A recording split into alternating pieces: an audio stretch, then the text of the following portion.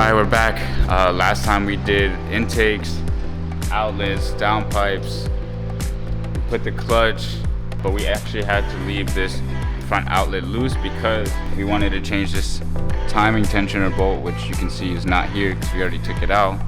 This is it. Basically keeps tension in the timing chain. This is the old one, and this is the old one, right? How'd you squeeze that shit, bro? Okay, so that's the old one. And this is the new one. You can see it's a lot stiffer. That's gonna help a lot and keep better tension in the timing chain. So we're gonna go ahead and change that and then move forward. All right, so my dad actually said he wanted a short shifter. So we went ahead and ordered one. And we went with the Denon. I don't know if it's Denon or Dynon. I think it's Denon short shifter kit. We got it off ECS. So here's the old shifter assembly. We had to take it all out together because when we pulled the transmission out the car, this shifter knob did not want to come off. Luckily, I don't think we have to take it off to do this. It looks like it just presses out this bushing down here. Here, we could probably do it right now. Oh, got it.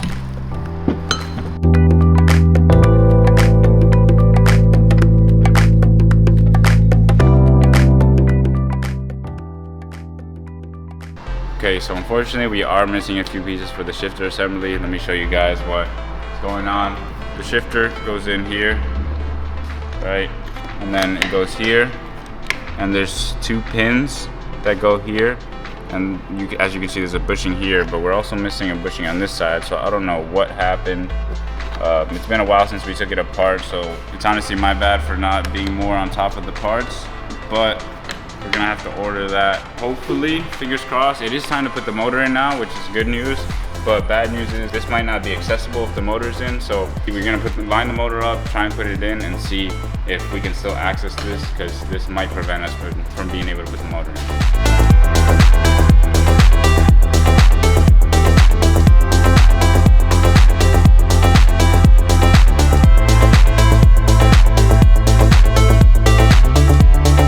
Had to adjust these clamps because it's really tight, the spacing between each side, like it's like a fraction of an inch that we have of clearance. So I just adjusted the clamps. They should be accessible from the top, so I just turned them for now so that we can get the motor in, and then we'll turn them back once everything's in.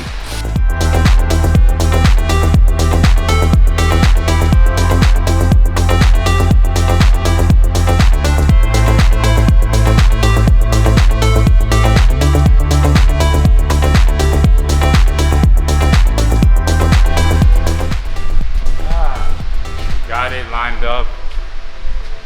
Holy crap. Alright, she's in. It's been a long time coming. Forgot what it looks like in here. What do you have to say about this? Should have put an EJ in it, I'm not gonna lie to you.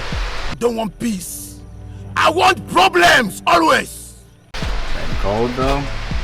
Okay, now everything's in, but we have to like adjust things because we can't reach some clamps and things aren't like in the right place. We have to rotate the back inlet. It's kind of a pain, as you can see. He's like struggling to get in there, but we have to loosen the clamp on the inlet, rotate it. I also have to take off the clamps from the outlets and flip them so that we can access them easier. I'm still trying to figure out which way I want to point the clamps to the outlets, but we'll figure it out. We just figured out that we forgot to change one piece that goes on the motor. It's like this heat shield that blocks. I don't even know honestly what it does, but it goes here. You can see he's taking off the old one right now. There's like a metal aluminum shield right here, and we have to take that out and put this new one. So that kind of sucks because it would have been a lot easier to do that before when the motor was out.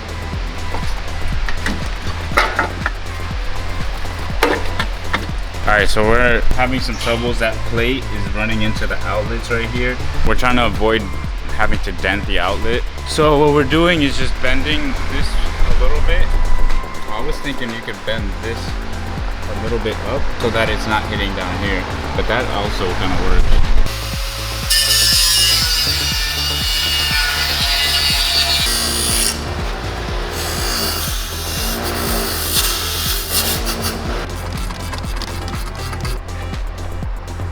what happens when you install things backwards. So make sure you follow the directions.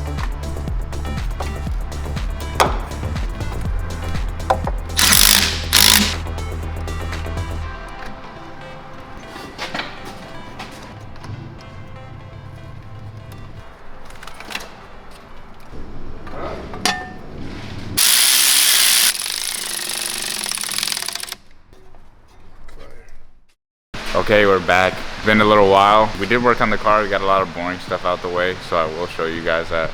The suspension work has been pretty much done, like all the links, the control arms, inner outer tie rod. The rear uppers, we upgraded them. Here are the upgraded rear uppers. This is the old one, so a lot more flimsy. And today's episode is very exciting because we are putting in these BC Racing coilovers.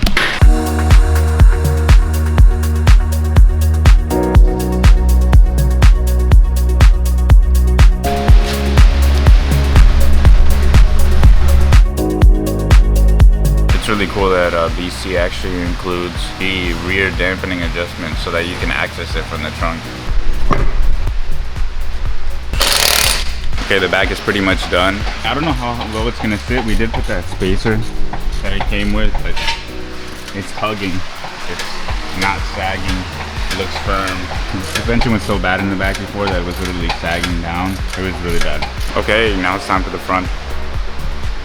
What we gotta use is we gotta use these nuts. These nuts. These nuts. And put them in. Am I in the right hole? Don't miss the hole. Don't miss the hole.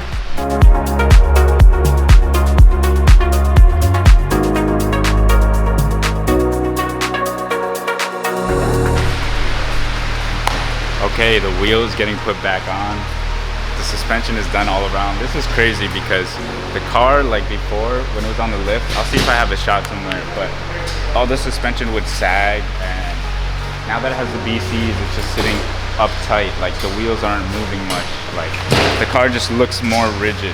And all new suspension, all new control arms, as you guys see. So I'm excited to see how this thing sits on the ground, because it's definitely going to be a lot better than it was before.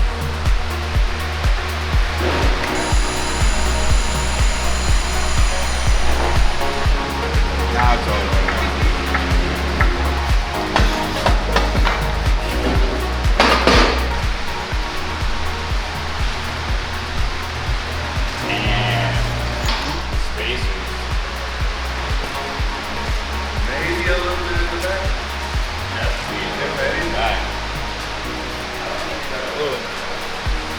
Okay, so the suspension kit actually came with some spacers, and we put them on in the rear, and it seems like now it's too high in the back. We're probably gonna look at it, see if it's worth just lowering the height on the coilover or taking the spacer out.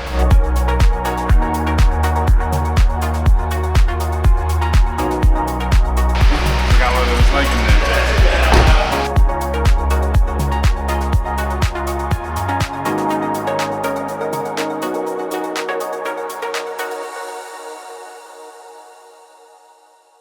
Okay, so we made a ton of progress. Now that the suspension is all pretty much done, aside from taking the spacer out, we're jumping back in the engine bay and reconnecting things. We did have to relocate the coolant reservoir and the power steering pump. The coolant reservoir has been relocated here, and the power steering pump here. The coolant reservoir normally sits right here, but because we have the relocated inlets, we had to relocate it. The power steering pump, there was a bracket here that it was right here, so the power steering pump's not moving too far. I mean, power steering reservoir, sorry. Getting pretty damn close. Okay, I started doing this without recording, but I am currently spray painting the ARM stencil on the intercooler. I am using this cast iron blast, this high heat stuff. I like the color of it. It's like that color almost. I wanted it to be subtle. I didn't want it to pop too much like most intercoolers. I didn't want it to look as like stand out as that. So something a little bit lighter. I just also hit it with some reflective. I don't know if you'll see it on camera, but I'm hoping it makes a difference.